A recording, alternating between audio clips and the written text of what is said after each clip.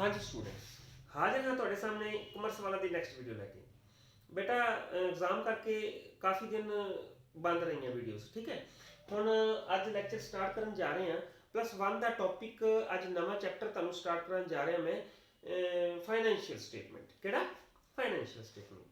Financial statement ਜਿਹੜਾ chapter ਹੈ ਇਹਨੂੰ ਫਾਈਨਲ ਅਕਾਊਂਟਸ ਵੀ ਕਹਿੰਦੇ ਆ। ਫਾਈਨਲ ਅਕਾਊਂਟਸ ਮਤਲਬ ਪਹਿਲਾਂ ਆਪਾਂ ਜਨਰਲ ਕੀਤਾ ਹੈ ਨਾ, ਜਨਰਲ ਤੋਂ ਬਾਅਦ ਇੱਕ ਪੌੜੀ ਚੜੇ ਲੈਜਰ ਵਾਲੀ, ਲੈਜਰ ਤੋਂ ਬਾਅਦ ਪੌੜੀ ਚੜੇ ਆਪਾਂ ਟ੍ਰਾਇਲ ਬੈਲੈਂਸ ਵਾਲੀ। ਟ੍ਰਾਇਲ ਬੈਲੈਂਸ ਤੋਂ ਬਾਅਦ ਜਿਹੜਾ ਅਕਾਊਂਟ ਬਣਦਾ ਹੈ ਉਹ ਹੈ ਫਾਈਨੈਂਸ਼ੀਅਲ ਸਟੇਟਮੈਂਟ। ਕਿਹੜਾ ਹੈ? ਫਾਈਨੈਂਸ਼ੀਅਲ ਸਟੇਟਮੈਂਟ, ਜਾਂ ਇਹਨੂੰ ਫਾਈਨਲ ਅਕਾਊਂਟਸ ਕਹਿੰਦੇ, ਠੀਕ ਹੈ। ਹੁਣ ਦੇਖੋ ਬੇਟਾ, ਫਾਈਨਲ ਅਕਾਊਂਟਸ ਬਣਾਉਣ ਦੀ ਲੋੜ ਕਿਉਂ ਹੈ?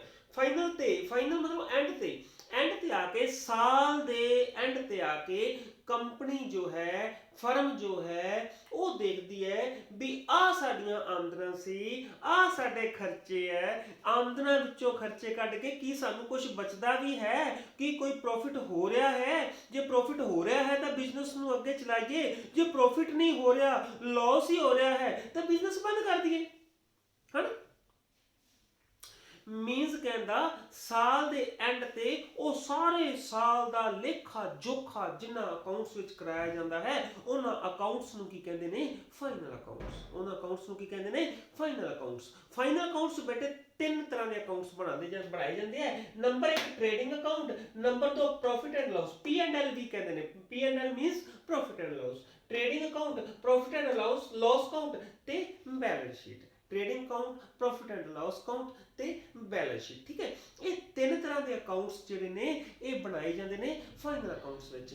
ਹੁਣ ਫਾਈਨਲ ਅਕਾਊਂਟਸ ਵਿੱਚ ਟ੍ਰੇਡਿੰਗ ਅਕਾਊਂਟ ਬਣਦਾ ਹੈ, ਪ੍ਰੋਫਿਟ ਐਂਡ ਲਾਸ ਅਕਾਊਂਟ ਬਣਦਾ ਹੈ ਤੇ ਬੈਲੈਂਸ ਸ਼ੀਟ ਬਣਦਾ ਹੈ। ਇਹਦੇ ਵਿੱਚ ਕੀ ਆਉਂਦਾ ਇਹ ਤੁਹਾਨੂੰ ਮੈਂ ਬਾਅਦ ਵਿੱਚ ਦੱਸਾਂਗਾ ਵੀ ਟ੍ਰੇਡਿੰਗ ਅਕਾਊਂਟ ਵਿੱਚ ਕੀ ਆਉਂਦਾ ਹੈ, ਪ੍ਰੋਫਿਟ ਐਂਡ ਲਾਸ ਅਕਾਊਂਟ 'ਚ ਕੀ ਆਉਂਦਾ ਤੇ ਬੈਲੈਂਸ ਸ਼ੀਟ 'ਚ ਕੀ ਆਉਂਦਾ ਹੈ। ਸਭ ਤੋਂ ਪਹਿਲਾਂ ਥੋੜਾ ਜਿਹਾ ਆਪਾਂ ਥਿਊਰੀ ਨੂੰ ਟੱਚ ਕਰਦੇ ਹਾਂ ਫਾਈਨਲ ਅਕਾਊਂਟਸ ਦੀ, ਵੀ ਥਿਊਰੀ ਟੱਚ ਕਰਦੇ ਹਾਂ ਵੀ ਇਹ ਫਾਈਨਲ ਅਕਾਊਂਟਸ ਬਣਾਉਣ ਦੀ ਲੋੜ ਕਿਉਂ ਹੈ। ਲੋੜ ਕਿਉਂ ਹੈ ਮਤਲਬ ਆਬਜੈਕਟਿਵਸ ਕੀ ਹੈ ਇਹਦੇ ਆਬਜੈਕਟਿਵ ਕੀ ਹੈ, ਫਾਈਨੈਂਸ਼ੀਅਲ ਸਟੇਟਮੈਂਟ ਦੇ ਆਬਜੈਕਟਿਵ ਕੀ ਹੈ, ਫਾਈਨਲ ਅਕਾਊਂਟਸ ਬਣਾਉਣ ਦੇ ਸਾਨੂੰ ਆਬਜੈਕਟਿਵ ਕੀ ਹੈ। ਦੇਖੋ, ਜੇ trading and profit and loss account ਬਣਾਉਣੇ ਆ, trading and profit and loss account ਤੇ balance sheet.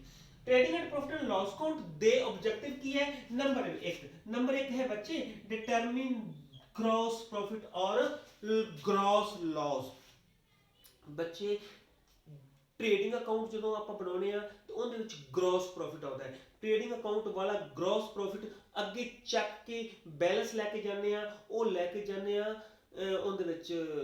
Profit and loss account ते प्रॉफिट एंड लॉस अकाउंट का जो बैलेंस होता है वो नैट प्रॉफिट होता है, ठीक है। ਇਹ ਜਦੋਂ ਆਪਾਂ ਇਹਦੇ ਨੂਮੈਰੀਕਲਸ ਕਰਾਂਗੇ ਤਾਂ ਤੁਹਾਨੂੰ ਜ਼ਿਆਦਾ ਕਲੀਅਰ ਆਏਗੀ। ਹੁਣ ਇਹਦੇ ਟ੍ਰੇਡਿੰਗ ਅਕਾਊਂਟ ਜਦੋਂ ਬਣਾਉਣੇ ਆ ਤਾਂ ਉਹਦੇ ਵਿੱਚ ਆਬਜੈਕਟਿਵ ਪਹਿਲਾ ਕੀ ਹੈ? ਡਿਟਰਮਿਨ ਗ੍ਰੋਸ ਪ੍ਰੋਫਿਟ ਔਰ ਗ੍ਰੋਸ ਲਾਸ। ਗ੍ਰੋਸ ਪ੍ਰੋਫਿਟ ਤੇ ਗ੍ਰੋਸ ਲਾਸ ਦਾ ਸਾਨੂੰ ਪਤਾ ਲੱਗ ਸਕੇ ਇਸ ਲਈ ਅਸੀਂ ਫਾਈਨੈਂਸ਼ੀਅਲ ਸਟੇਟਮੈਂਟ ਬਣਾਉਣੀ ਹੈ, ਕਿਉਂਕਿ ਫਾਈਨੈਂਸ਼ੀਅਲ ਸਟੇਟਮੈਂਟ ਵਿੱਚ ਹੀ ਆ ਜਾਂਦਾ ਨਾ ਟ੍ਰੇਡਿੰਗ ਅਕਾਊਂਟ, ਠੀਕ ਹੈ। दूसरा पॉइंट है डिटरमिन नेट प्रॉफिट और नेट लॉस। नेट प्रॉफिट ते नेट लॉस ਦਾ ਵੀ ਸਾਨੂੰ ਪਤਾ ਲੱਗ ਜਾਂਦਾ ਹੈ ਕਿੰਨੇ ਤੋਂ? ਜਦੋਂ ਆਪਾਂ ਪ੍ਰੋਫਿਟ ਐਂਡ ਲਾਸ ਅਕਾਊਂਟ ਬਣਾਉਣੇ ਆ। ਟ੍ਰੇਡਿੰਗ ਅਕਾਊਂਟ ਤੋਂ ਗ੍ਰੋਸ ਪ੍ਰੋਫਿਟ ਪਤਾ ਲੱਗਦਾ ਹੈ, ਪ੍ਰੋਫਿਟ ਐਂਡ ਲਾਸ ਅਕਾਊਂਟ ਤੋਂ ਨੈਟ ਪ੍ਰੋਫਿਟ ਪਤਾ ਲੱਗਦਾ ਹੈ ਤੇ ਦੋਵੇਂ ਚੀਜ਼ਾਂ ਕਾਹਦਾ ਹਿੱਸਾ ਹੈ? ਫਾਈਨੈਂਸ਼ੀਅਲ ਸਟੇਟਮੈਂਟ ਦਾ। ਕਾਹਦਾ ਹਿੱਸਾ ਹੈ? ਫਾਈਨੈਂਸ਼ੀਅਲ ਸਟੇਟਮੈਂਟ ਦਾ। ਨੈਕਸਟ ਹੈ comparison with previous year profit. ਦੇਖੋ ਬੱਚੇ, ਜੇ ਆਪਾਂ trading and profit and loss account ਬਣਾਵਾਂਗੇ, ਜੇ ਆਪਾਂ ਨੂੰ ਗ੍ਰੋਸ ਪ੍ਰੋਫਿਟ ਦਾ ਪਤਾ ਲੱਗੇਗਾ ਵੀ ਇਸ ਸਾਲ ਸਾਨੂੰ ਇੰਨਾ ਪ੍ਰੋਫਿਟ ਹੋਇਆ, ਨੈਟ ਪ੍ਰੋਫਿਟ ਦਾ ਪਤਾ ਲੱਗੇਗਾ ਸਾਰੇ ਖਰਚੇ ਕੱਢਣ ਤੋਂ ਬਾਅਦ ਸਾਨੂੰ ਇੰਨਾ ਪ੍ਰੋਫਿਟ ਹੋਇਆ, ਤਾਂ ਅਸੀਂ ਪਿਛਲੇ ਸਾਲਾਂ ਦੇ ਪ੍ਰੋਫਿਟ ਨਾਲ ਵੀ ਉਹਦਾ ਕੰਪੈਰੀਜ਼ਨ ਕਰਾਂਗੇ। ਪਿਛਲੇ ਸਾਲ ਪ੍ਰੋਫਿਟ ਹੋਇਆ ਸੀ ਜਾਂ ਪਿਛਲੇ ਸਾਲ ਲਾਸ ਹੋਇਆ ਸੀ ਤੇ ਇਸ ਸਾਲ ਅਸੀਂ ਕੋਈ ਪ੍ਰੋਫਿਟ ਵਧੇ ਆ ਜਾਂ ਘਟੇ ਆ, ਸਾਨੂੰ ਬਿਜ਼ਨਸ ਅੱਗੇ ਚਲਾਉਣਾ ਚਾਹੀਦਾ ਹੈ ਕਿ ਨਹੀਂ ਚਲਾਉਣਾ ਚਾਹੀਦਾ। ਮਤਲਬ ਕੰਪੈਰੀਜ਼ਨ ਹੋ ਜਾਂਦਾ ਹੈ ਪਿਛਲੇ ਸਾਲ ਨਾਲ। ਪਿਛਲੇ ਸਾਲ ਦੀ ਫਾਈਨੈਂਸ਼ੀਅਲ ਸਟੇਟਮੈਂਟ ਬਣੀ ਹੋਏਗੀ, ਫਾਈਨਲ ਅਕਾਊਂਟਸ ਬਣੇ ਹੋਣਗੇ, ਉਹਨਾਂ ਦੇ ਪ੍ਰੋਫਿਟ ਨਾਲ ਕੰਪੈਰੀਜ਼ਨ ਕਰਨ ਵਾਸਤੇ ਅਸੀਂ ਫਾਈਨੈਂਸ਼ੀਅਲ ਸਟੇਟਮੈਂਟ ਜਾਂ ਪ੍ਰੋਫਿਟ ਐਂਡ ਆਪਣੇ ਫਾਈਨਲ ਅਕਾਊਂਟਸ ਜਿਹੜੇ ਉਹ ਬਣਾਉਣੇ ਆ, ਠੀਕ ਹੈ। नेक्स्ट है detail of expenses and income, detail of expenses and income. Expenses ते इनकम का मतलब है कि साडे खर्चे किहड़े किहड़े है। खर्चे बच्चे दो तरह के होंदे, एक डायरैक्ट एक्सपेंसिस ते एक इनडायरैक्ट एक्सपेंसिस। एक डायरैक्ट एक्सपेंसिस, एक इनडायरैक्ट एक्सपेंसिस। डायरैक्ट एक्सपेंसिस वो होंदे हैं जिहड़े डायरैक्ट प्रोडक्शन नाल संबंध रखते हैं, जिहड़े डायरैक्ट उत्पादन नाल संबंध रखते हैं। ये तुहानूं बाद विच मैं डिटेल च करावांगा, ठीक है। इन जिन्हां दा जे ਉਹ डायरैक्ट एक्सपेंसिस ना हो तो साडा उत्पादन, साडी प्रोडक्शन प्रभावित होंदी है, साडी प्रोडक्शन घटदी है, ठीक है। तो इनडायरैक्ट एक्सपेंसिस ऐसे एक्सपेंसिस होंदे ने जिन्हां दा उत्पादन नाल कोई प्रभाव नहीं हुंदा, ਉਹ ਸਾਨੂੰ ਰੈਗੂਲਰਲੀ ਕਰਨੇ ਪੈਂਦੇ ਨੇ। ਮੀਨਸ ਕਹਿੰਦਾ ਉਹਦਾ ਮਤਲਬ ਇਹ ਹੈ ਵੀ ਜੇ ਉਹ ਇਨਡਾਇਰੈਕਟ ਐਕਸਪੈਂਸਿਸ ਆਪਾਂ ਨਾ ਵੀ ਕਰੀਏ ਤਾਂ ਸਾਡੀ ਪ੍ਰੋਡਕਸ਼ਨ ਨਹੀਂ ਬੰਦ ਹੁੰਦੀ, ਸਾਡੀ ਪ੍ਰੋਡਕਸ਼ਨ ਨਹੀਂ ਬੰਦ ਹੁੰਦੀ, ਠੀਕ ਹੈ। मैं जनरली इस तरह बच्चों को कराना भी जे इनडायरैक्ट एक्सपेंसिस असी नहीं भी देंगे तो इहदे नाल साडी प्रोडक्शन प्रभावित नहीं होंदी। जे डायरैक्ट एक्सपेंसिस नहीं देंगे तो साडी प्रोडक्शन प्रभावित होंदी है, साडू साडी प्रोडक्शन बंद हो जाती है। फॉर एग्जांपल ये है भी जे असी फैक्ट्री दी लाइट दा बिल नहीं दिता, फैक्ट्री की लाइट का बिल नहीं होंदा दिता, तो फैक्ट्री की लाइट कट्टी जाएगी, फैक्ट्री की लाइट कट्टी जाएगी तो प्रोडक्शन बंद, प्रोडक्शन बंद। वो किहड़ा आ गया डायरैक्ट एक्सपेंसिस। जे साडा ऑफिस अलग जगह ते है, असी ऑफिस दी लाइट दा बिल नहीं दिता, ऑफिस दी लाइटिंग दा बिल नहीं दिता, तो ऑफिस दी लाइट कट्टी जाएगी पर फैक्ट्री च प्रोडक्शन चलती रहेगी। इसलिए जिहड़ी ऑफिस दी लाइट दा जिहड़ा बिल है वो इनडायरैक्ट है, तो फैक्ट्री दी लाइट दा बिल किहड़ा है डायरैक्ट एक्सपेंस है। समझ गए। बाद में तुहानूं इहदे बारे डिटेल च करावांगा। मीनस कहंदा ਉਹ ਕਹਿੰਦਾ detail of expenses and income. ਇਹਦੇ ਵਿੱਚ डायरैक्ट एक्सपेंसिस इनडायरैक्ट एक्सपेंसिस ਦਾ ਸਾਨੂੰ ਫਾਈਨਲ ਅਕਾਊਂਟਸ ਵਿੱਚ ਹੀ ਪਤਾ ਲੱਗਦਾ ਹੈ। ਤੇ ਫਾਈਨਲ ਅਕਾਊਂਟਸ ਵਿੱਚ ਇਹ ਅਸੀਂ ਬਣਾਵਾਂਗੇ ਤਾਂ ਪਤਾ ਲੱਗੇਗਾ, ਜੇ ਬਣਾਵਾਂਗੇ ਤਾਂ ਬੱਚੇ ਪਤਾ ਲੱਗੇਗਾ ਤੇ ਅਸੀਂ ਸਾਨੂੰ ਮੰਨ ਇਹ ਪਤਾ ਲੱਗਿਆ ਵੀ ਸਾਡਾ ਕੋਈ ਡਾਇਰੈਕਟ ਐਕਸਪੈਂਸ ਹੈ ਜਾਂ ਕੋਈ ਇਨਡਾਇਰੈਕਟ ਐਕਸਪੈਂਸਿਸ ਹੈ, ਉਹਨੂੰ ਅਸੀਂ ਘਟਾ ਸਕਨੇ ਆ, ਆਮਦਨ ਅਸੀਂ ਵਧਾ ਸਕਨੇ ਆ, ਉਹਨੂੰ ਘਟਾਇਆ ਵੀ ਜਾ ਸਕਦਾ ਹੈ, ਆਮਦਨ ਨੂੰ ਵਧਾਈ ਵੀ ਜਾ ਸਕਦੀ ਹੈ। ਜੇ ਸਾਨੂੰ ਬੱਚੇ ਪਤਾ ਹੋਏਗਾ, ਜੇ ਫਾਈਨਲ ਅਕਾਊਂਟਸ ਬਣਾਵਾਂਗੇ ਤਾਂ ਹੀ ਪਤਾ ਲੱਗੇਗਾ ਡਾਇਰੈਕਟ ਤੇ ਇਨਡਾਇਰੈਕਟ ਐਕਸਪੈਂਸਿਸ ਬਾਰੇ, ਤੇ ਤਾਂ ਹੀ ਅਸੀਂ ਉਹਨੂੰ ਵਧਾ ਘਟਾ ਸਕਾਂਗੇ, ਤੇ ਤਾਂ ਹੀ ਅਸੀਂ ਆਪਦੀ ਇਨਕਮ ਨੂੰ ਵੀ ਵਧਾ ਘਟਾ ਸਕਾਂਗੇ। ਇਨਕਮ ਤਾਂ ਵਧਾਣੀ ਹੈ, ਘਟਾਣੀ ਤਾਂ ਕਾਹਦੀ ਹੈ, ਤਾਂ ਹੀ ਅਸੀਂ ਆਪਦੀ ਇਨਕਮ ਨੂੰ, ਐਕਸਪੈਂਸਿਸ ਘਟਣਗੇ ਤਾਂ ਇਨਕਮ ਆਟੋਮੈਟਿਕਲੀ ਵਧੇਗੀ। ਫਾਈਨਲ ਅਕਾਊਂਟਸ ਬਣਨਗੇ ਤੇ ਸਾਨੂੰ ਪਤਾ ਲੱਗੇਗਾ ਤੇ ਐਕਸਪੈਂਸਿਸ ਕਿਹੜੇ ਫालतू ਨੇ ਅਸੀਂ ਘਟਾਵਾਂਗੇ ਤਾਂ ਹੀ ਸਾਡੀ ਇਨਕਮ ਵਧੇਗੀ। ਇਹ ਆਬਜੈਕਟਿਵ ਹੈ फाइनल अकाउंट्स का, फाइनेंशियल स्टेटमेंट का, ठीक है। Next reserves. रिजर्व किहड़ा पैसा हुंदा है, मैं तुहानूं अगे एक गल कही है, रिजर्व ऐसा पैसा हुंदा है जो प्रॉफिट दे विचों थोड़ा जिहा हिस्सा अलग रख लिया जाता है, रिजर्व के तौर पर रख लिया जाता है ताकि बिजनेस नूं कोई आपत्ति आ जाए, अचानक ही कोई आपत्ति आ जाए ते बिजनेस डोले ना, बिजनेस बंद ना होवे, व्यापार खत्म ना साडा हो जाए, ਤਾਂ ਉਸ ਉਹ ਜਿਹੜੇ ਰਿਜ਼ਰਵ ਕੀਤਾ ਪੈਸਾ ਹੈ ਉਹ ਜਿਹੜੇ ਫਾਰ ਐਗਜ਼ਾਮਪਲ ਲਾਸ ਹੋ ਜਾਂਦਾ ਹੈ, ਉਹਦੇ ਵਿੱਚ ਫਾਇਰ ਨਾਲ ਲਾਸ ਹੋ ਜਾਂਦਾ ਹੈ, ਅੱਗ ਲੱਗ ਜਾਂਦੀ ਹੈ, ਤੇ ਇਹ ਨਾ ਹੋਵੇ ਸਾਡੇ ਕੋਲ ਦੁਬਾਰਾ ਸੈਟਲ ਹੋਣ ਵਾਸਤੇ ਪੈਸਾ ਹੀ ਨਾ ਹੋਵੇ। ਰਿਜ਼ਰਵ ਵਿੱਚ ਪੈਸਾ ਰੱਖਿਆ ਹੈ, ਰਿਜ਼ਰਵ ਵਿੱਚ ਪੈਸਾ ਰੱਖਿਆ ਹੋਇਆ ਹੈ, ਤਾਂ ਜੇ ਮੰਨ ਲਓ ਇਹ ਤੁਹਾਨੂੰ ਪਹਿਲਾਂ ਨਹੀਂ ਕਰਾਇਆ, ਕੋਈ ਨਾ ਕੋਈ एक्सीडेंटल रिजर्व बनाया है, कोई साडे एम्पलाई है उन्होंने एक्सीडेंट हो जाता, उन्होंने तो बहुत खर्चा आ जाता है, तो फर्म नूं कोई प्रॉब्लम ना आवे, वो रिजर्व विचों पैसा कट के वो एम्पलाई ते ला सके। मीनस रिजर्व बनणगे किवें, रिजर्व तो बनणगे ना प्रॉफिट विचों, जे प्रॉफिट कित्थों होएगा, जे फाइनल अकाउंट्स बनणगे तो सानू पता लगेगा भी प्रॉफिट होया कि नहीं होया, जे फाइनल अकाउंट्स बनणगे प्रॉफिट तो सानू पता लगेगा तो असीं रिजर्व भी आपदे बना सकते हैं। ये भी एक ऑब्जेक्टिव है किंदा फाइनेंशियल स्टेटमेंट दा, फाइनल अकाउंट्स दा। फाइनल अकाउंट्स बनणगे, सानू प्रॉफिट का पता लगेगा, असीं प्रॉफिट च कुछ हिस्सा कढ के रिजर्व भी बनावांगे, उदों बनावांगे जदों सानू पता लगेगा। क्लियर। नेक्स्ट बेटा आ जाता है बैलेंस शीट। ਹੁਣ profit trading and profit and loss account ਦੇ ਤੁਹਾਨੂੰ ਕੀ ਆ ਗਏ ਆਬਜੈਕਟਿਵ ਪਤਾ ਲੱਗ ਗਏ। ਹੁਣ ਬੈਲੈਂਸ ਸ਼ੀਟ ਬਣਾਉਣ ਦੇ ਵੀ ਆਬਜੈਕਟਿਵ ਨੇ। ਬੈਲੈਂਸ ਸ਼ੀਟ ਬਣਾਉਣ ਦੇ ਕੀ ਆਬਜੈਕਟਿਵਸ ਨੇ? ਨੰਬਰ 1 ਹੈ ਬੱਚੇ ascertaining financial position. Financial position ਵੇਖੋ ਟ੍ਰੇਡਿੰਗ ਅਕਾਊਂਟ ਤੋਂ ਸਾਨੂੰ ਪਤਾ ਲੱਗਦਾ ਸਾਨੂੰ profit and loss account, profit ਕੀ ਹੋਇਆ ਜਾਂ ਲਾਸ ਕੀ ਹੋਇਆ। ਬੈਲੈਂਸ ਸ਼ੀਟ ਤੋਂ ਸਾਨੂੰ ਕੀ ਪਤਾ ਲੱਗਦਾ ਸਾਡੀ ਸੋਲਵੈਂਸੀ ਪੋਜੀਸ਼ਨ ਪਤਾ ਲੱਗਦੀ ਹੈ, ਅਸੀਂ ਕਿੱਥੇ ਕੁ ਸਟੈਂਡ ਕਰਨੇ ਆ, ਸਾਡੇ ਐਸੈਟ ਕਿੰਨੇ ਨੇ, ਐਸੈਟ ਇੰਨੇ ਨੇ, ਸਾਡੇ ਐਸੈਟ ਤਾਂ ਇੰਨੇ ਨੇ, ਸਾਡੀਆਂ ਜ਼ਿੰਮੇਵਾਰੀਆਂ ਕਿੰਨੀਆਂ ਨੇ, ਸਾਡੀਆਂ ਲਾਇਬਿਲਟੀਜ਼ ਕਿੰਨੀਆਂ ਨੇ, ਸਾਡੀਆਂ ਲਾਇਬਿਲਟੀਜ਼ ਐਸੈਟ ਕਿਤੇ ਇਹ ਤਾਂ ਨਹੀਂ ਵੀ ਸਾਡੇ ਐਸੈਟ ਘਟ ਗਏ ਸਾਡੀਆਂ ਲਾਇਬਿਲਟੀਜ਼ ਵੱਧ ਗਈਆਂ, ਜੇ ਐਸਟ ਘਟ ਕੇ ਲਾਇਬਿਲਿਟੀਜ਼ ਵਧ ਗਈਆਂ ਤੇ ਸਾਡੇ ਤਾਂ ਖਤਮ ਹੈ ਕੰਮ।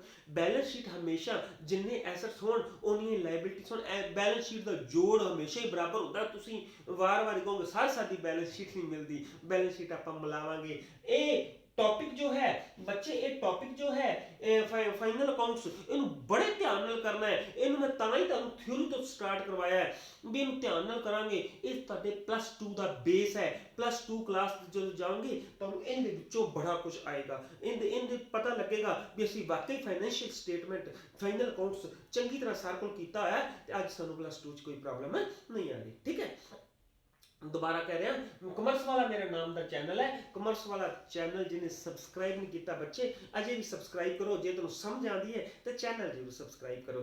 जे फिर भी कोई डाउट रहिंदा है 9876 98111 ते आपां WhatsApp ग्रुप भी बनाए हुए ने, उत्ते तुसीं WhatsApp ग्रुपां विच भी ऐड हो सकदे हो ते मैनूं पर्सनली कॉल करके कोई भी प्रॉब्लम पूछ सकते हो। देखो असल ट्रेनिंग फाइनैंशियल पोजीशन का तुहानूं मैं दस दिता भी साडे किन्ने एसेट है, साडे किन्नियां लाइबिलिटीज़ है। जे एसेट्स ते लाइबिलिटी का पता लगेगा तो सानूं आपदी फाइनैंशियल पोजीशन का पता लग जाएगा भी असीं कित्थे को स्टैंड करते हैं। नैक्सट है बच्चे comparison with previous year. Same point जिहड़ा ट्रेडिंग अकाउंट च आया सी, trading and profit and loss account च भी प्रॉफिट दा कंपैरिजन करते सी ते बैलेंस शीट विच पिछले सालां नाल साडी सॉल्वेंसी पोजीशन दी क्लीयर करांगे। असीं कित्थे को स्टैंड करदे सी, पिछले साल साडी बैलेंस शीट किन्नी को सी, इस साल साडी बैलेंस शीट दा जोड़ किन्ना को है, है ना। सानूं फाइनैंशियल पोजीशन दा पता लग जाएगा, साडा कंपैरिजन हो जाएगा पिछले सालां नाल। सानूं पता लगेगा भी साडे बिजनेस विच किन्नी को जान रह गई है ना, असीं कित्थे को जा रहे हैं, है ना। ठीक है, नेक्स्ट है बच्चे सॉल्वेंसी पोजीशन।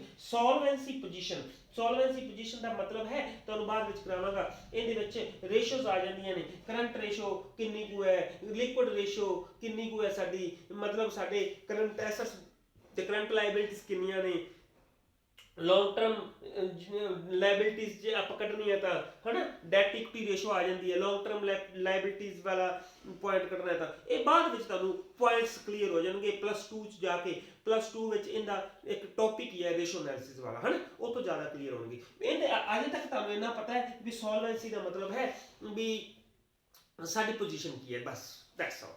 इन्ना को याद रखो, है ना, भी सॉल्वेंसी च इन्ना को आएगा। ठीक है, ये बैलेंस शीट्स से तुहाडे की आ गए, ऑब्जेक्टिव्स आ गए।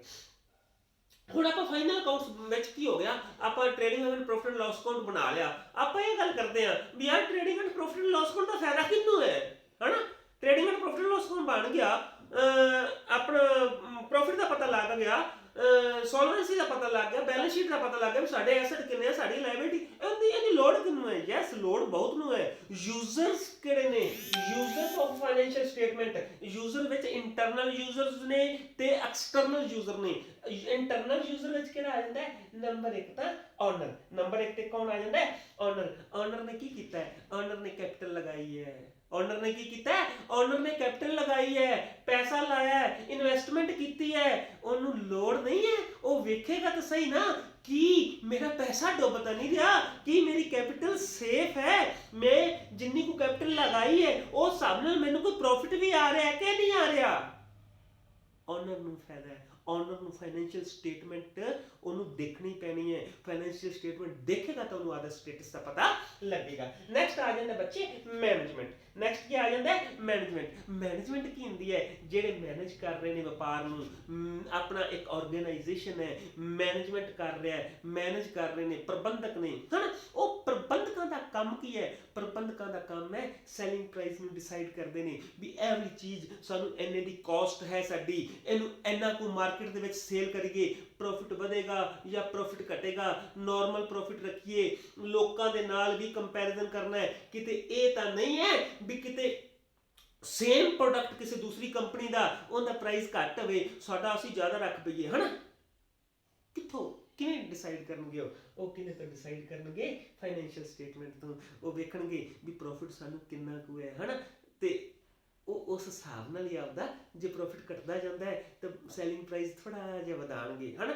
ਪਰ ਉਹਨਾਂ ਕੋ ਵਧਾਣਗੇ ਜੇ ਤਾਂ ਕਿ ਉਹਨਾਂ ਨੂੰ ਦੂਸਰੀ ਕੰਪਨੀਆਂ मतलब मात ना दे सकन। ठीक है, ਓਨਰਸ ਨੂੰ, ਮੈਨੇਜਮੈਂਟ ਨੂੰ, ਠੀਕ ਹੈ। ਨੈਕਸਟ ਆ ਜਾਂਦਾ ਇੰਪਲਾਈਜ਼ ਐਂਡ ਟ੍ਰੇਡ ਯੂਨੀਅਨ। ਤੇ ਇੰਪਲਾਈਜ਼ ਐਂਡ ਟ੍ਰੇਡ ਯੂਨੀਅਨ ਦਾ ਤਾਂ ਆਪਾਂ ਨੂੰ ਪਤਾ, ਇੰਪਲਾਈਜ਼ ਨੂੰ ਵੇਜਸ ਕਿੱਥੋਂ ਮਿਲਣੀਆਂ ਨੇ, ਟ੍ਰੇਡ ਯੂਨੀਅਨ ਇੰਪਲਾਈਜ਼ ਨੂੰ ਸੈਲਰੀਜ਼ ਕਿੱਥੋਂ ਮਿਲਣੀਆਂ ਨੇ, ਟ੍ਰੇਡ ਯੂਨੀਅਨ ਨੂੰ ਵੇਜਸ ਕਿੱਥੋਂ ਮਿਲਣੀਆਂ ਨੇ, ਵਪਾਰ ਤੋਂ ਹੀ ਤਾਂ ਮਿਲਣੀਆਂ। ਤੇ ਜੇ ਵਪਾਰ ਨੂੰ ਪ੍ਰੋਫਿਟ ਹੋਏਗਾ ਤਾਂ ਹੀ ਉਹਨਾਂ ਨੂੰ ਵਿਚਾਰਿਆਂ ਨੂੰ ਰੈਗੂਲਰ ਵੇਜਸ ਮਿਲਣਗੀਆਂ, ਰੈਗੂਲਰ ਸੈਲਰੀਜ਼ ਮਿਲਣਗੀਆਂ, ਠੀਕ ਹੈ ਨਾ। ਤਾਂ ਉਹ ਕੀ ਹੈ, ਇੰਪਲਾਈਜ਼ ਐਂਡ ਟ੍ਰੇਡ ਯੂਨੀਅਨ ਵੀ ਚਾਹੁੰਦੀਆਂ ਨੇ ਵੀ ਸਾਨੂੰ ਵੀ ਪਤਾ ਲੱਗੇ, ਸਾਨੂੰ ਵੀ ਪਤਾ ਲੱਗੇ ਫਾਈਨਲ ਅਕਾਊਂਟਸ 'ਚ ਕੀ ਹੈ, ਕੰਪਨੀ ਨੂੰ ਪ੍ਰੋਫਿਟ ਹੋਇਆ, ਤਾਂ ਕਿ ਅਸੀਂ ਵੀ ਕੁਛ ਨਾ ਕੁਛ ਆਪਦਾ ਹੱਕ ਮੰਗ ਸਕੀਏ, ਵੇਜਸ ਮੰਗ ਸਕੀਏ, ਕੋਈ ਐਕਸਟਰਾ ਵੇਜਸ ਮੰਗ ਸਕੀਏ, ਜੇ ਕੋਈ ਰਿਟਾਇਰ ਹੋ ਰਿਹਾ ਤਾਂ ਉਹਦੇ ਵਾਸਤੇ ਕੁਛ ਐਕਸਟਰਾ ਬੈਨੀਫਿਟਸ ਮੰਗ ਸਕੀਏ, ਠੀਕ ਹੈ ਨਾ। ਉਹਨਾਂ ਬਾਅਦ ਉਹ ਵੀ ਇਹਦੇ ਯੂਜ਼ਰਸ ਨੇ। ਨੈਕਸਟ ਆ ਜਾਂਦਾ ਬੇਟਾ ਐਕਸਟਰਨਲ ਯੂਜ਼ਰਸ। एक्सटर्नल यूजर्स का मतलब है बाहरी व्यक्ति। ऐसे कौन ने जिन्होंने साडी कंपनी दे फाइनल अकाउंट्स देखने की लोड़ पैंदी है कोई बाहरी व्यक्ति? यस, बाहरी व्यक्ति भी हन। वो किहड़े व्यक्ति हन? Number 1 banks and financial institutions. Bank कोल क्यों जाने आ? सानू लोन दिओ, असी माल खरीदना है, सानू लोन दिओ, असी बिल्डिंग नवी पानी है। बैंक लोन क्यों देगा? बैंक लोन तां ही देगा जे साडी फाइनेंशियल पोजीशन चंगी है। बैंक साडी बैलेंस शीट वेख के सानू लोन देगा। बैंक साडा trading and profit and loss account वेख के सानू लोन देगा। सानू कोई प्रॉफिट हो रहा तो बैंक लोन देगा, जे असी पहले घाटे में जा रहे हैं तो बैंक थोड़ा ना लोन देगा, ठीक है ना। बाहरी व्यक्तियों में एक बैंक आ जाता है, फाइनेंशियल इंस्टीट्यूशंस आ जांदियां ने जिन्हां तो असीं लोन लेना है। वो पहला साडी फाइनेंशियल पोजीशन वेखणगे, पहला साडे फाइनल अकाउंट्स देखणगे, फिर सानू लोन देणगे। नेक्स्ट है बच्चे क्रेडिटर्स। क्रेडिटर्स क्रेडिटर्स किहड़े हुंदे ने? ऐसे व्यक्ति जिहड़े सानू उधार देंदे ने, ऐसे व्यक्ति जिहड़े सानू उधार देंदे ने। जे उधार देंदे ने ते साडे लैणदार ने। क्रेडिटर दा मतलब लैणदार, पंजाबी दे विच लैणदार। जे उधार देंदे ने साडे लैणदार। उधार क्यों देगा कोई व्यक्ति? उधार तां ही देगा जे कोई साडा बिजनेस चंगी तरह चल रहा है ਤਾਂ ਹੀ ਦੇਗਾ ਨਾ ਉਧਾਰ, ਐਵੇਂ ਥੋੜਾ ਨਾ ਉਧਾਰ ਦੇਗਾ। ਉਧਾਰ ਤਾਂ ਹੀ ਕੋਈ ਵਿਅਕਤੀ ਦੇਗਾ ਜੇ ਸਾਡਾ ਬਿਜ਼ਨਸ ਚੰਗੀ ਤਰ੍ਹਾਂ ਚੱਲ ਰਿਹਾ। ਤੇ ਸਾਨੂੰ ਉਹਨੂੰ ਪਤਾ ਕਿਵੇਂ ਲੱਗੇਗਾ ਵੀ ਸਾਡਾ ਬਿਜ਼ਨਸ ਚੰਗੀ ਤਰ੍ਹਾਂ ਚੱਲ ਰਿਹਾ ਕਿ ਨਹੀਂ ਚੱਲ ਰਿਹਾ? ਸਾਡੇ ਫਾਈਨਲ ਅਕਾਊਂਟਸ ਦੇਖ ਕੇ। ਅਸੀਂ ਫਾਈਨਲ ਅਕਾਊਂਟਸ ਹਨ ਜਿਹੜੇ, ਵੈਸੇ ਆਮ ਤੌਰ ਤੇ ਕੰਪਨੀ ਨੂੰ ਜਿਹੜੇ ਫਾਈਨਲ ਅਕਾਊਂਟਸ ਹੈ ਇਹ ਅਖਬਾਰ ਵਿੱਚ ਪਬਲਿਸ਼ ਕਰ ਦਿੰਦੇ ਆ। ਆਹ ਸਾਡੀ ਬੈਲੈਂਸ ਸ਼ੀਟ ਹੈ, ਆਹ ਸਾਡਾ ਟ੍ਰੇਡਿੰਗ ਐਂਡ ਅਕਾਊਂਟ। ਜੇ ਕੋਈ ਬਾਹਰੋਂ ਕੋਈ ਵਿਅਕਤੀ ਵੇਖੇਗਾ, ਕੋਈ ਆਦੇ ਮੈਗਜ਼ੀਨ ਵਿੱਚ, ਆਦੇ ਅਖਬਾਰਾਂ ਦੇ ਵਿੱਚ ਪਬਲਿਸ਼ ਕਰਦੇ ਹਨ, ਜੇ ਉਹ ਬਾਹਰੀ ਵਿਅਕਤੀ ਵੇਖੇਗਾ ਵੀ ਇਹਨਾਂ ਦੀ ਕੰਪਨੀ ਚੰਗੀ ਹੈ ਹਨਾ, ਚੰਗੀ ਹੈ, ਤੇ ਮੈਂ ਜੇ ਮੇਰੇ ਕੋਲ ਉਧਾਰ ਮੰਗਦੇ ਤਾਂ ਕੋਈ ਗੱਲ ਨਹੀਂ। ਉਹ ਰੈਪੂਟੇਸ਼ਨ ਵੀ ਤਾਂ ਚਾਹੀਦੀ ਨਾ, ਉਸ ਵਿਅਕਤੀ ਦੀ ਗੁੱਡਵਿਲ ਵੀ ਤਾਂ ਚਾਹੀਦੀ ਨਾ। ਤਾਂ ਗੁੱਡਵਿਲ ਬਣੇਗੀ ਕਿਹਦੇ ਨਾਲ? ਪ੍ਰੋਫਿਟ ਨਾਲ ਹੀ ਬਣਨੀ ਹੈ ਨਾ ਯਾਰ ਗੁੱਡਵਿਲ ਤਾਂ, ਠੀਕ ਹੈ ਨਾ। ਗੁੱਡਵਿਲ ਚੰਗੀ ਹੈ ਤਾਂ ਉਧਾਰ ਦੇਗਾ, ਤਾਂ ਉਧਾਰ ਦੇਗਾ ਮਤਲਬ ਕ੍ਰੈਡੀਟਰ ਨੂੰ ਵੀ ਫਾਇਦਾ ਹੈ, ਯੂਜ਼ਰ ਹੈ ਉਹਦਾ ਕਿੰਦਾ ਫਾਈਨਲ ਅਕਾਊਂਟਸ ਦਾ। ਨੈਕਸਟ ਆ ਜਾਂਦਾ ਬੱਚੇ government and it's authorities. Government and it's, ਹੁਣ ਸਰਕਾਰ ਨੂੰ ਕੀ ਫਾਇਦਾ? ਸਰਕਾਰ ਨੂੰ ਬੱਚੇ ਵੇਖੋ, ਤੁਸੀਂ ਇਕਨੋਮਿਕਸ ਪੜ੍ਹੀ ਹੋਣੀ ਹੈ, ਇਕਨੋਮਿਕਸ ਦੇ ਵਿੱਚ ਉਹ ਹੁੰਦਾ ਹੈ ਵੀ ਕੰਪਨੀ ਹੈ ਨਾ, ਜਿਹੜੀ ਸਰਕਾਰ ਹੈ ਨਾ, ਉਹ ਨੈਸ਼ਨਲ ਇਨਕਮ ਕੈਲਕੂਲੇਟ ਕਰਦੀ ਹੈ। ਨੈਸ਼ਨਲ ਇਨਕਮ ਮਤਲਬ ਸਾਰੇ ਨੇਸ਼ਨ ਦੀ ਇਨਕਮ, ਫਿਰ ਪ੍ਰਤੀ ਵਿਅਕਤੀ ਇਨਕਮ ਬਟਾ ਸਾਰੀ ਜਨਸੰਖਿਆ, ਉਹ ਪ੍ਰਤੀ ਵਿਅਕਤੀ ਇਨਕਮ ਆਉਂਦੀ, ਪਤਾ ਲੱਗ ਜਾਂਦਾ ਵੀ ਇਹ ਦੇਸ਼ ਹੈ ਜਿਹੜਾ ਗਰੋ ਕਰ ਰਿਹਾ ਕਿ ਨਹੀਂ ਕਰ ਰਿਹਾ, ਠੀਕ ਹੈ ਨਾ। ਹੁਣ ਸਰਕਾਰ ਨੇ ਸਾਰੀ ਇਨਕਮ ਕੱਢਣੀ ਹੈ ਤੇ ਸਾਡੀ ਫਰਮ ਦੀ ਵੀ ਤਾਂ ਇਨਕਮ ਵਿੱਚ ਆਏਗੀ। ਜੇ ਸਾਡੀ ਫਰਮ ਦੇ ਫਾਈਨਲ ਅਕਾਊਂਟਸ ਹੋਣਗੇ ਤਾਂ ਹੀ ਫਰਮ ਦੀ ਇਨਕਮ ਸਰਕਾਰ ਨੂੰ ਪਤਾ ਲੱਗੇਗੀ, ਠੀਕ ਹੈ ਨਾ। ਸਰਕਾਰ ਵੀ ਇਹਦੀ ਯੂਜ਼ਰ ਹੈ, ਠੀਕ ਹੈ। ਨੈਕਸਟ ਆ ਜਾਂਦਾ ਪਬਲਿਕ। ਹੁਣ ਪਬਲਿਕ ਨੇ ਕੀ ਕਰਨਾ ਹੁੰਦਾ ਹੈ? ਪਬਲਿਕ ਨੇ ਸ਼ੇਅਰ ਖਰੀਦਣੇ ਹੈ। पब्लिक ने की करना है? शेयर खरीदने हैं। तो पब्लिक ने ऐसी कंपनी के शेयर नहीं खरीदने जो फेल हो रही है, जिन्होंने प्रॉफिट ही नहीं हो रहा। पब्लिक ने ऐसी कंपनी के शेयर खरीदने हैं जिन्होंने जी प्रॉफिट में जा रही है। तो प्रॉफिट एंड लॉस का पता कितना लगता है? फाइनल अकाउंट्स, ठीक है। इसलिए पब्लिक भी जो है वो इनकी यूजर है, किनकी यूजर है? फाइनल अकाउंट्स, ठीक है। ओके, नेक्स्ट आ जाता बच्चे classification of capital and revenue items. Capital and revenue items ਵਿੱਚ ਮੈਂ ਤੁਹਾਨੂੰ ਜਸਟ ਇਹਨਾਂ ਕੋਈ ਦੱਸਾਂਗਾ ਵੀ ਕੈਪੀਟਲ ਐਕਸਪੈਂਡੀਚਰ ਤੇ ਰੈਵਨਿਊ ਮਤਲਬ ਕੈਪੀਟਲ ਆਈਟਮਸ ਕਿਹੜੀਆਂ ਹੁੰਦੀਆਂ ਤੇ ਰੈਵਨਿਊ ਆਈਟਮਸ ਕਿਹੜੀਆਂ ਹੁੰਦੀਆਂ, ਬਾਕੀ ਨੂੰ ਡਿਟੇਲ ਵਿੱਚ ਨੈਕਸਟ ਲੈਕਚਰ 'ਚ ਆਪਾਂ ਕਰਦੇ ਹਾਂ। ਹੁਣ ਕੈਪੀਟਲ ਤੇ ਰੈਵਨਿਊ।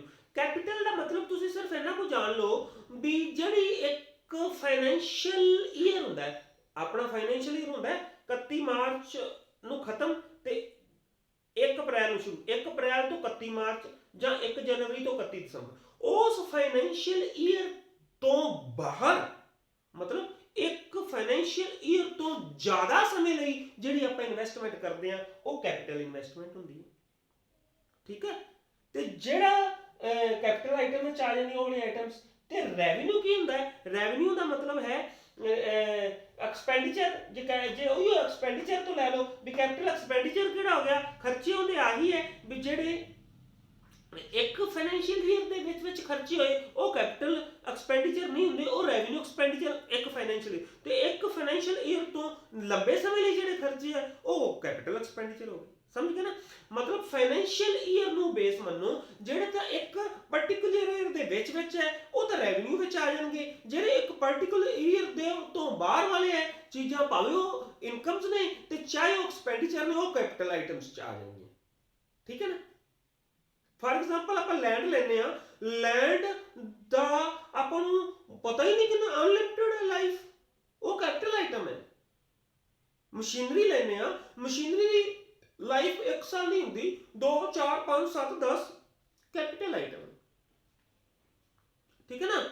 ਕੈਪੀਟਲ ਆਈਟਮ ਹੈ। ਜਾਂ ਇਹ ਕਹ ਲਓ ਪਰ ਜਿਹੜਾ ਇੱਕ ਫਿਕਸ ਇੰਟਰਵਲ ਦੇ ਤੇ ਸਾਨੂੰ ਜਿਵੇਂ ਖਰਚਾ ਹੈ ਕੋਈ, ਮੰਨ ਲਓ ਖਰਚਾ ਹੈਗਾ ਸੈਲਰੀ ਦਿੰਦੇ ਆ, ਹੁਣ ਸੈਲਰੀ ਹਰ ਮਹੀਨੇ ਦਿੰਦੇ ਆ, ਹਰ ਮਹੀਨੇ ਦਿੰਦੇ ਆ, ਹਰ ਮਹੀਨੇ ਦਿੰਦੇ ਆ, ਉਹ ਇੱਕ ਫਾਈਨੈਂਸ਼ੀਅਲ ਈਅਰ 'ਚ 12 ਵਾਰੀ ਦੇਤੀ ਜਾਂਦੇ ਆ। ਆਪਾਂ ਨੂੰ ਪਤਾ ਗਿਆ ਇਸ ਫਾਈਨੈਂਸ਼ੀਅਲ ਈਅਰ ਦੇ ਵਿੱਚ ਇੰਨੀ ਸਹੀ ਸੈਲਰੀ ਦੇਤੀ ਹੈ, ਉਹ ਕੀ ਹੈ? ਕਿਹੜਾ ਖਰਚਾ ਹੈ? ਉਹ ਰੈਵਨਿਊ ਵਾਲਾ ਹੈ ਨਾ, ਐਕਸਪੈਂਡੀਚਰ ਆ ਗਿਆ। ਸਮਝ ਗਏ ਨਾ? ਇਹਨੂੰ ਇੱਕ ਵਾਰੀ ਅੱਜ ਆਪਾਂ ਇੱਥੇ ਕੋ ਖਤਮ ਕਰਦੇ ਆ ਵੀ ਕੈਪੀਟਲ ਐਕਸਪੈਂਡੀਚਰ ਕਿਹੜਾ ਤੇ ਰੈਵਨਿਊ ਐਕਸਪੈਂਡੀਚਰ ਕਿਹੜਾ। ਬਾਕੀ ਇਹਦੇ 'ਚ ਥੋੜਾ ਜਿਹਾ ਡਿਟੇਲ ਵਿੱਚ ਜਾਣਾ ਪੈਣਾ ਹੈ। ਉਸ ਤੋਂ ਬਾਅਦ ਆਪਾਂ ਨੂੰ ਤੁਹਾਨੂੰ ਮੈਂ ਦੱਸਾਂਗਾ ਵੀ ਕੈਪੀਟਲ ਐਕਸਪੈਂਡੀਚਰ ਤੇ ਰੈਵਨਿਊ ਐਕਸਪੈਂਡੀਚਰ ਵਿੱਚੋਂ ਕਿਹੜੀਆਂ ਆਈਟਮਸ ਕੈਪੀਟਲ ਐਕਸਪੈਂਡੀਚਰ ਵਾਲੀ ਜਿਹੜੀਆਂ ਆਈਟਮਸ ਹੁੰਦੀਆਂ ਉਹ ਜਾਂਦੀਆਂ ਬੈਲੈਂਸ ਸ਼ੀਟ ਵਿੱਚ। ਕੈਪੀਟਲ ਜਿਹੜੀ ਵੀ ਕੈਪੀਟਲ ਨੇਚਰ ਦੀਆਂ ਸਾਰੀਆਂ ਵਸਤੂਆਂ ਨੇ ਜਿਹੜੀਆਂ ਉਹ ਸਾਰੀਆਂ ਆਈਟਮਸ ਨੇ ਜਿਹੜੀਆਂ ਉਹ ਜਾਂਦੀਆਂ ਬੈਲੈਂਸ ਸ਼ੀਟ ਦੇ ਵਿੱਚ, ਤੇ ਰੈਵਨਿਊ ਨੇਚਰ ਦੀਆਂ ਜਿਹੜੀਆਂ ਸਾਰੀਆਂ ਆਈਟਮਸ ਨੇ ਉਹ ਪ੍ਰੋਫਿਟ ਐਂਡ ਲਾਸ ਅਕਾਊਂਟ ਜਾਂ ਟ੍ਰੇਡਿੰਗ ਅਕਾਊਂਟ 'ਚ ਜਾਂਦੀਆਂ। Trading and profit and loss account 'ਚ ਦਿਮਾਗ ਵਿੱਚ ਇੱਕ ਪਾ ਲਓ। ਕੈਪੀਟਲ ਨੇਚਰ ਤੇ ਰੈਵਨਿਊ ਨੇਚਰ ਦੀ ਆਪਾਂ ਗੱਲ ਕਰਨੀ ਹੈ ਨੈਕਸਟ ਲੈਕਚਰ ਵਿੱਚ ਕਰਦੀ ਹੈ। ਸਿਰਫ ਇੰਨੀ ਕੁ ਇੱਥੇ ਲੈਕਚਰ ਖਤਮ ਕਰਨ ਜਾ ਰਹੇ ਹਾਂ ਵੀ ਕੈਪੀਟਲ ਨੇਚਰ ਦੀਆਂ ਜਿਹੜੀਆਂ ਸਾਰੀਆਂ ਆਈਟਮਸ ਨੇ ਉਹ ਬੈਲੈਂਸ ਸ਼ੀਟ ਵਿੱਚ ਲੈ ਕੇ ਜਾਣੀਆਂ, ਤੇ ਰੈਵਨਿਊ ਨੇਚਰ ਦੀਆਂ ਜਿਹੜੀਆਂ ਸਾਰੀਆਂ ਆਈਟਮਸ ਨੇ ਉਹ trading and profit and loss account 'ਚ ਲੈ ਕੇ ਜਾਣੀਆਂ। ਇਹਨਾਂ ਵਿੱਚ ਡਿਫਰੈਂਸ ਥੋੜਾ ਜਿਹਾ ਹੁੰਦਾ ਹੈ ਵੀ ਕੈਪੀਟਲ ਨੇਚਰ ਦੀਆਂ ਵਸਤੂਆਂ ਕਿਹੜੀਆਂ, ਰੈਵਨਿਊ ਨੇਚਰ ਦੀਆਂ ਵਸਤੂਆਂ ਕਿਹੜੀਆਂ। ਠੀਕ ਹੈ, ਉਹ ਦਿੱਤਾ ਕੀ ਹੋਏਗਾ ਆਪਾਂ ਨੂੰ ਕੁਐਸਚਨ ਦੇ ਵਿੱਚ ਟ੍ਰਾਇਲ ਬੈਲੈਂਸ ਦਿੱਤਾ ਹੋਏਗਾ ਜਿਹਦੇ ਵਿੱਚ ਵਿੱਚੇ ਕੈਪੀਟਲ ਨੇਚਰ ਦੀਆਂ ਵਸਤੂਆਂ ਨੇ ਤੇ ਵਿੱਚੇ ਰੈਵਨਿਊ ਨੇਚਰ ਦੀਆਂ ਵਸਤੂਆਂ ਨੇ। ਠੀਕ ਹੈ, ਉਹਦੇ ਵਿੱਚੋਂ ਆਪਾਂ ਨੂੰ ਛਾਂਟ ਕੇ ਜਿਹੜੀਆਂ ਕੈਪੀਟਲ ਨੇਚਰ ਦੀਆਂ ਵਸਤੂਆਂ ਨੇ ਉਹ ਆਈਟਮਸ ਨੇ ਉਹ ਲੈ ਕੇ ਜਾਣੀਆਂ ਨੇ ਬੈਲੈਂਸ ਸ਼ੀਟ ਵਿੱਚ, ਜਿਹੜੀਆਂ ਰੈਵਨਿਊ ਨੇਚਰ ਦੀਆਂ ਆਈਟਮਸ ਨੇ ਉਹ ਲੈ ਕੇ ਜਾਣੀਆਂ ਨੇ ਉਹਦੇ ਵਿੱਚ trading and profit and loss account. ਇਸ ਲਈ ਸਾਨੂੰ ਕੈਪੀਟਲ ਤੇ ਰੈਵਨਿਊ ਨੇਚਰ ਨੂੰ ਚੰਗੀ ਤਰ੍ਹਾਂ ਸਮਝਣਾ ਪੈਣਾ ਹੈ ਵੀ ਸਾਨੂੰ ਤਾਂ ਕਿ ਜਿਹੜੀ ਆਈਟਮ ਸਾਹਮਣੇ ਆਵੇ ਸਾਨੂੰ ਐਗਜ਼ੈਕਟ ਉਸੇ ਵੇਲੇ ਪਤਾ ਲੱਗ ਸਕੇ ਵੀ ਇਹ ਕੈਪੀਟਲ ਨੇਚਰ ਦੀ ਆਈਟਮ ਹੈ ਕਿ ਰੈਵਨਿਊ ਨੇਚਰ ਦੀ ਆਈਟਮ ਹੈ। ਉਹਨੂੰ ਡਿਟੇਲ ਵਿੱਚ ਕਰਾਂਗੇ ਆਪਾਂ ਨੈਕਸਟ ਲੈਕਚਰ ਵਿੱਚ। ਡਿਫਰੈਂਸ ਥੋੜਾ ਜਿਹਾ ਧਿਆਨ ਨਾਲ ਦੇਖਣਾ ਪੈਂਦਾ ਹੈ, ਉਹ ਆਪਾਂ ਨੈਕਸਟ ਲੈਕਚਰ ਵਿੱਚ ਤੁਹਾਨੂੰ 100% ਕਲੀਅਰ ਮੈਂ ਕਰਵਾ ਦੇਣਾ। ਠੀਕ ਹੈ, ਹੁਣ ਬੱਚੇ ਲਾਸਟ ਤੇ ਉਹੀ ਹੈ ਵੀ ਜੇ ਸਮਝ ਆਈ ਲੈਕਚਰ ਦੀ ਵਧੀਆ ਲੱਗਿਆ 1-2 ਲੈਕਚਰ ਹੋਰ ਲਗਾਵਾਂਗੇ ਆਪਾਂ, 2 ਲੈਕਚਰ ਹੋਰ ਲਗਾਵਾਂਗੇ ਫਿਰ ਨੂਮੈਰੀਕਲ ਸਟਾਰਟ ਕਰਾਂਗੇ। 1-2 ਲੈਕਚਰ ਤਾਂ ਜ਼ਰੂਰ ਲੱਗਣਗੇ। 2 ਲੈਕਚਰਸ ਮੈਂ ਇਹ ਚੈਪਟਰ ਤੁਹਾਨੂੰ ਤੁਹਾਡੇ ਮਾਈਂਡ ਦੇ ਵਿੱਚ ਫਿੱਟ ਕਰਨਾ ਚਾਹਣਾ। ਇਹ ਚੈਪਟਰ ਜੇ ਤੁਹਾਡੇ ਮਾਈਂਡ ਵਿੱਚ ਫਿੱਟ ਹੋ ਗਿਆ ਤੇ ਆਪਾਂ ਨੂੰ ਕੋਈ ਪ੍ਰੋਬਲਮ ਨਹੀਂ ਹੈ। ਜਿਹਨਾਂ ਨੇ ਕਮਰਸ ਚੈਨਲ ਦੇ ਬੱਚੇ ਅਜੇ ਵੀ ਸਬਸਕ੍ਰਾਈਬ ਨਹੀਂ ਕੀਤਾ ਉਹ ਸਬਸਕ੍ਰਾਈਬ ਕਰਨਾ ਤੇ ਐਵੇਂ ਤੁਹਾਨੂੰ ਸਿਲੇਬਸ ਸਾਰਾ ਕਰਾਂਗੇ। ठीक है बच्चे।